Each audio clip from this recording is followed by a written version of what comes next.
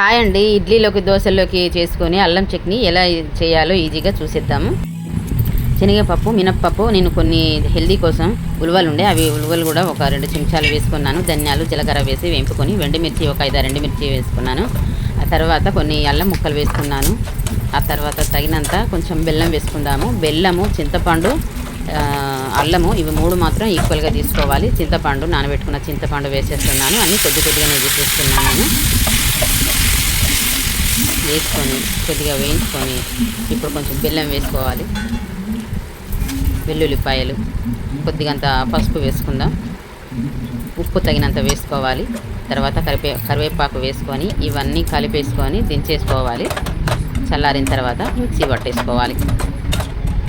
ఇది చాలా హెల్దీ అల్లం చట్నీ, కానీ ఎవరికి సరిగా నచ్చదు. కానీ అన్నీ ఈక్వల్ క్వాలిటీలో చేసుకుంటే చాలా బాగుంది.